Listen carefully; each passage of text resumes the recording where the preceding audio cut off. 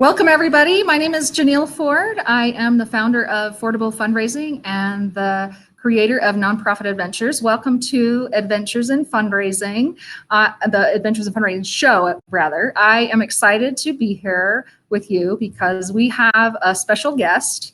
It's our first guest, Greg. I met Greg last year. We went to, or I guess it was maybe 2 years ago. We attended a board source board governance. And we just had a great time. We really connected and we've done other work together. And I'm excited to have him here to share information about how to orient your board for success. You know, boards are, your ability to onboard your board members in a successful way can really set your organization up for success. And they will have a good time and you will have a good time and you will achieve greater mission impact. So I'm excited to have him here. And I am just going to bring him up right now. All right, here we go. Welcome, Greg. Hello, Janeal. How you doing? Great. Welcome to our show. So it's great to be here with you. Yeah. So I want to, before we launch into the topic, I just want to ask you a few questions about you, and maybe you can share a little bit about your background and why did you choose this profession? How did you get where you are? Well, I have gone the circuitous route to get to this profession. So I'm a lawyer by background. So started my career in the military practicing law, and then went to work in the private sector for Bank of America for a couple of years in their legal department. But I really missed the opportunity to make an impact and to really see the impact that I was able to have on a community. And so I became a nonprofit executive director back in 2008. I spent a little over a decade as a nonprofit CEO. And then about 2 years ago, I started my own consulting company. And like you, I work with organizations around the country now as a consultant, a trainer, facilitator. Okay, great. And what would you say is your superpower? I don't know about a superpower, but I focus a lot of my effort on board excellence. So a lot of the work that I do with organizations is around how do we build a dynamic board, or what I call a board champions. How do we build a team of people who are able to take your bold, compelling vision as a nonprofit leader and translate it into reality? So I think that's the secret sauce that can help multiply the impact of nonprofits around the country. And why is that important? Why would you say, why is that important to you? I've always been one who valued having a team around me. It's whether it was athletics or whether it was professionally in my career, personally, I'm someone who has always valued putting a strong group around me. When I started to work with nonprofits, you can quickly see, in a limited capacity environment like we have in so many nonprofits, one person can only do so much. One staff can only do so much. But if we can assemble a talented team, equip them, give them the support they need, and then hold them accountable, I think we can vastly multiply the capacity that we have as nonprofit leaders. Yeah, that's really great. Yeah, it's as in fundraising, I talk about it. It's a team sport, and your ability to move that mission is about how well you can position yourself to gather the resources around you. And the causes that we're working on are so big, they're just massive, and there's just no way that just one guy can, there's a lot of, nonprofit leaders out there that are just dying because we're all burning ourselves out and we're just, on fire for it, and we just can't do it alone. So, and I think sometimes the temptation is to differentiate between our staff as a nonprofit leader and our board, and to kind of segment those two. And it's equally important to develop both. So, as a nonprofit leader, it was really important to me to have professional development plans for my staff, to fund that as part of the budget. The board is no different. People don't show up to nonprofit board leadership. They don't show up as nonprofit board leaders having all of the answers. We expect them to, we hope they will, but they don't show up with all the answers. So we have to work to develop our board in exactly the same way we work to develop our staff. Yeah, absolutely. And I think sometimes I remember, often we'll sit after a board meeting and sort of debrief what's happened, and oh, Sally said this and Bob said that. The good, the bad, and the ugly. We've all had those board meetings. And a common thing that's said among nonprofit leaders is, I sure wish the board would be more engaged. And I often have thought, like, but what are we doing? What are we doing to help them be more engaged? And are we really clarifying what the expectations are? Exactly. So I'm excited for you to share with us more about, how to create a board orientation process or effort. And so I'm just going to let you sort of talk about that and share what advice would you give to an executive director or board chair about setting up an orientation? To me, board orientation is like the forgotten. It's like the forgotten ingredient in the cake, right? We thought we spend a lot of time thinking about how are we going to define the expectations for our board members. We come up with these fancy sheets. We spend a lot of time talking about recruiting, and we put together these fancy matrix documents. But then we expect people to just show up and be superstars and be rock stars, right? And that's just not the way it works. So I guess at the outset, I would ask you to imagine two different employees showing up on their first day of work. One of them is given a desk, a computer, and told to just go, just be great.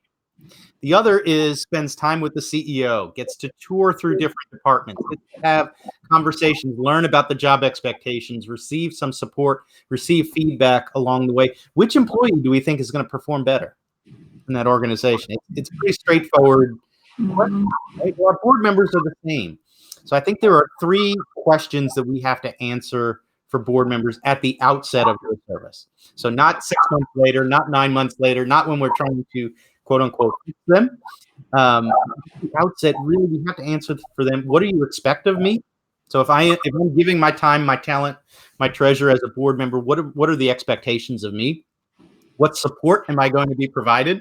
Is there training as a board member? Is there an annual board retreat? What does that support system look like around me? And then third, and you can argue most important, is how am I going to be held accountable? So on this board team, what does accountability look like? And I think those are the three questions at the outset that you have to answer for board members. How do we, as you think about that, how do we educate the potential board member that sometimes I don't think that they even know to ask those questions. They don't know they don't know what to ask when they're being recruited to become a board member. That's why it's on us to answer those questions for them, because we have to. Those questions are in their head. They are being asked subconsciously, even if they don't realize that. Before I'm going to commit to serving on a board, yes, I need to know the expectations, the support, the accountability. Even if I don't know to ask those questions, that's still what's rattling around in my head. And I think the second thing is a lot of my nonprofit leaders, and I know, Janeal, you've experienced the same thing. We tend to take it all on ourselves, right? And we think that orientation is just ours to do. And my pushback to that is orientation is a shared responsibility. We talk about board leadership and engaging a dynamic board as a partnership between the chair and the CEO. And I think the orientation is the same way. There are pieces that the CEO is uniquely positioned to lead. And then there are pieces that the board chair is uniquely positioned to lead. As a new board member, I want to hear from both. I'm gauging the chemistry between the two. I'm gauging the differentiated responsibilities and how those lines are managed. So I think my recommendation is to approach orientation as though it's a hand-in-hand partnership with the leadership of the board.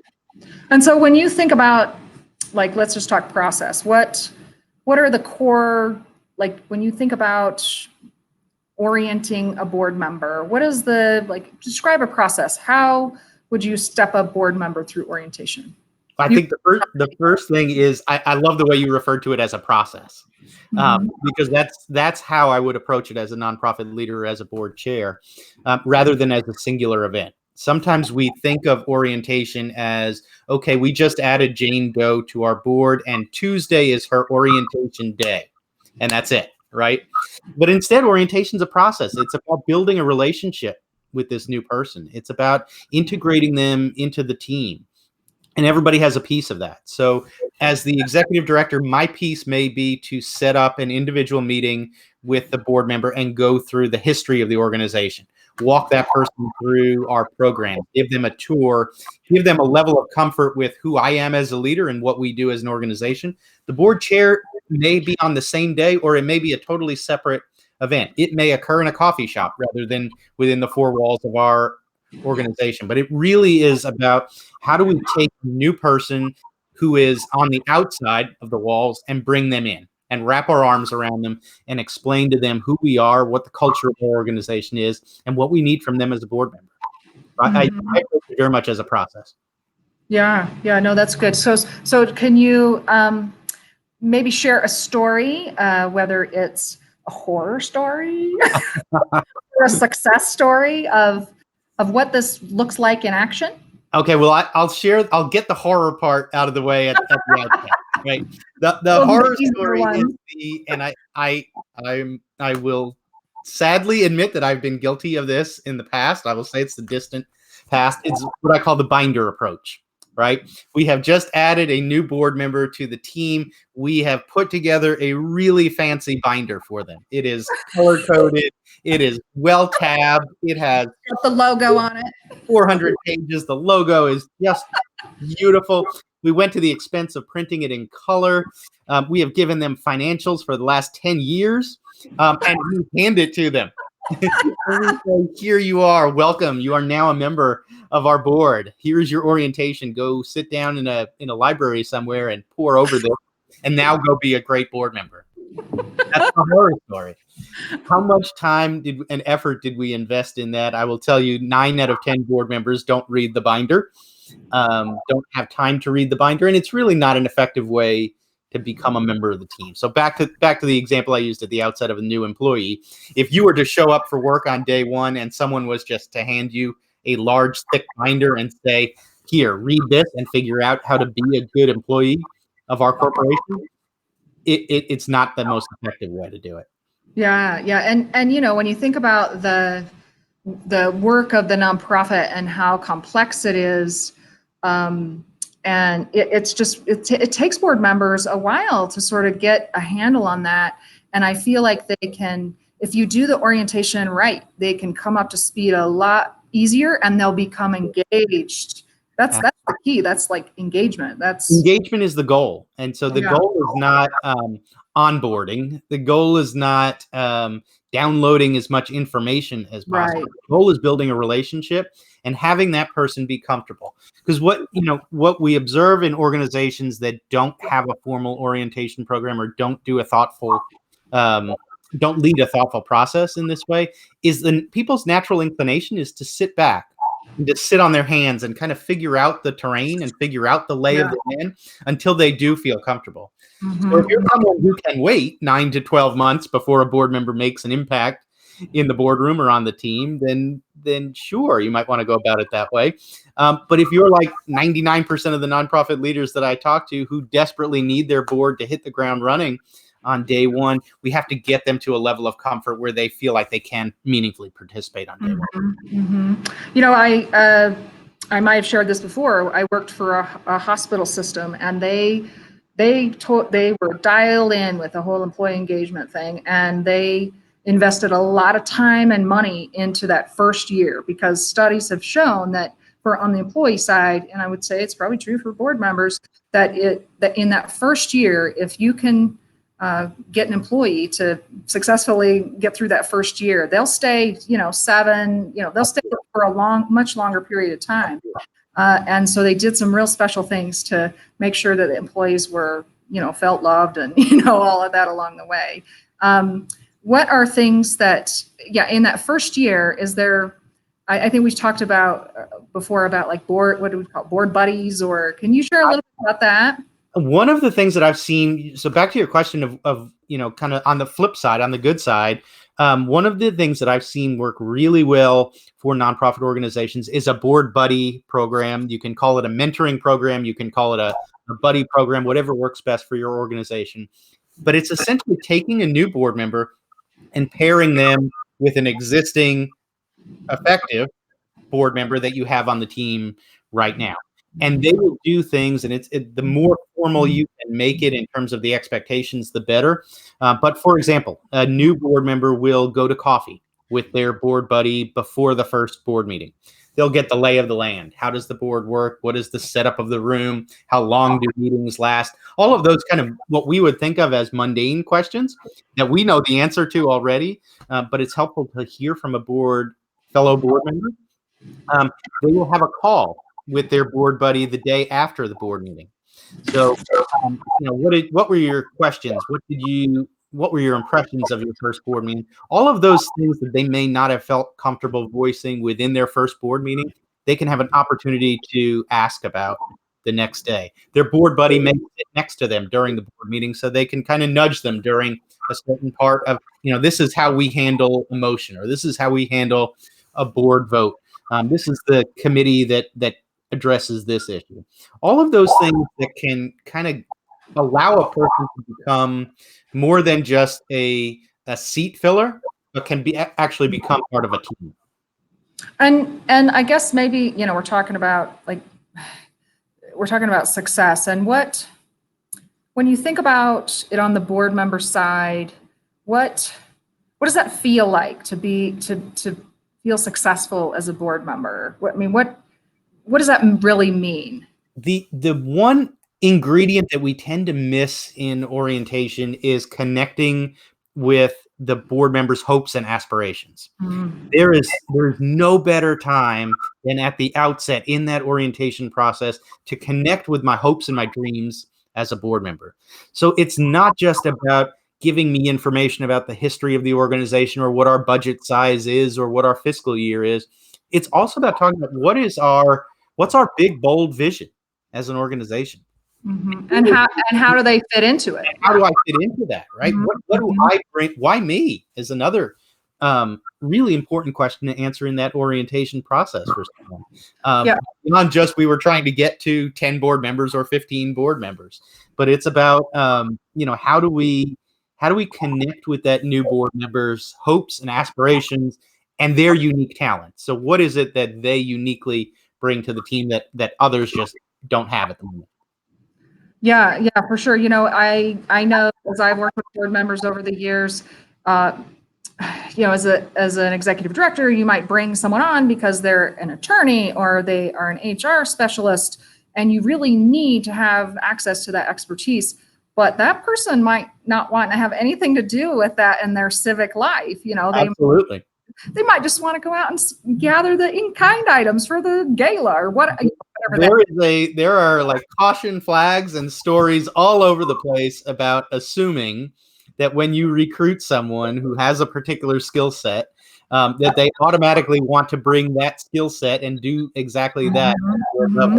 They may do that 60 hours a week and want to do anything but marketing. So again, having those thoughtful conversations about what do you bring to the board, what do we need as a board team, and how does that show up? And I think the more specific we can be with board members during the orientation process, the better. And so sometimes we run the risk of staying too generic. Even if we talk about skills, we will say, Janeal, I want you to be on the board, or you were recruited because we really value your skill in development and building relationships with people. That's great. That we've answered one question for them, but we didn't go to the next level. What does that look like in reality? So Janeal, I'm hoping that over the next 365 days, you will host 2 fundraisers for us. I'm hoping that you will help write 50 thank you cards over the next 2 months. Whatever that looks like for your organization, the more specific you can be with a board member at the outset, the more successful they will be. Because in my experience, I think board members want to be successful, but they don't always know what that looks like. Absolutely. I can appreciate it. Tell us a little bit about your services. Tell us about what you do and how do you help? Absolutely. So I work with nonprofit organizations around the country. I'm based in Louisville, Kentucky, but I work with organizations all over the country. Primarily, I have 3 focus areas: board excellence, So I work with organizations kind of from end to end when we talk about from the recruiting to the evaluating of their boards. I do strategy and strategic planning, and then organizational development as well. So a lot of my work comes as a consultant working with organizations, as a facilitator for board and staff retreats, and then I'm also a speaker and have spoken at a number of conferences as well. Yeah, I think you're a stud. I think I appreciate that. I just love it. In all candor, Janeal and I got a chance to partner on a strategic planning project this past year, and it was a blast. We co-facilitated the strategic planning retreat together out in San Diego. Great organization, and we had a lot of fun doing it. Yeah, that was really great. And so I guess as we think about resources that we could share with the group around managing boards or board orientation specifically, you shared that you have an article that you might be coming out, or correct. So I would invite everybody to check out my website. It's www.nielsenconsults.com. I have information there on what I call Board Champions, which is my year-round program to develop nonprofit boards and to work with organizations. I also recently wrote an article on board orientation that I would love to share tonight. It just has not been published yet. It's supposed to be published any day now. I'm happy to share a link to that in the next day or so once it comes out. It'll also be on my blog online. And also, if I can, Janeal, a plug for the podcast. Janeal was a guest on my podcast. I host a podcast called Nonprofit Vision, where each week we spotlight visionary nonprofit leaders, and we talk about the subjects that nonprofit leaders need to talk about. Those critical conversations that come up every day, whether it's around collaboration, whether it's around fundraising, grant writing, all of those different topics that are vital to nonprofit success we cover on the podcast. So there are no shortage of ways to get in touch with me, and also active on social media as well. Yeah, that's really great. Yeah, I've just really enjoyed our partnership together, and hope that we can work together on some other cool assignments. And I look forward to it. I think this group is outstanding. So if you're listening right now, or for those who are part of the Facebook group, I think groups like this are critical. I remember being a nonprofit leader, and it can be a lonely job sometimes. And I think the more support we can give to one another, and the more resources that we can share with one another. So it's not just my articles on board orientation, but it's also having that free dialogue on a forum like the Facebook group to share what has worked well for your board in board orientation. I am constantly asking my nonprofit clients, what's going well, or give me some tips and tools and strategies, because I love to learn from you all as well. Yeah, and I agree. When I started this group, it's really about that. It's about just connecting. We are cut from a different cloth. Yes. And I was talking with a founder the other day, and he's like, "Wow, this nonprofit stuff, it's really, it's a lot to take in and learn. It's very complex." And so it's really great to sort of gather up your tribe and just, my people, and just have these conversations around what we're struggling with, and to celebrate together. And, because I think what you're doing is you're building community. I was talking about this with one of my coaching clients the other day. This work is too challenging. This work is too hard and draining, physically and emotionally, to try to do it all by yourself. It takes a support system around you of not only board members and volunteers and those with your organization, but those who know nothing about your organization, but know the challenges associated with leading an organization. Yeah, for sure. Well, I'm really grateful to have had you here today on the show, and we can post some links to some things to share some resources with the group. And if you have any questions, please feel free to, we'll be monitoring the feed to see, or, I don't see any questions now, but we'll continue to watch the post, and you can ask those questions. We're happy to be helpful about that. And I think that's what we have. So absolutely. I'm excited to be part of the group, and look forward to seeing all the conversations to come. Great. Well, we'll have you. We'll definitely have you back. Sounds good. I'm looking forward to it. All right. Well, thank you. Thank you. Have a good night, everybody. All right. Okay. Well, thank you all for joining us today for the show.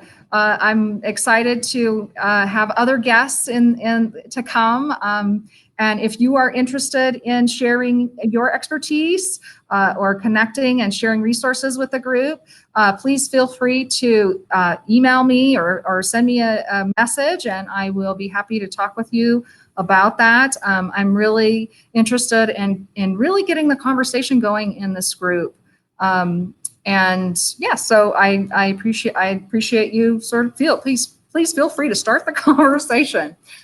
So our next show will be in 2 weeks. So it will be the 3rd of March. Can you believe it's already March? Whoa.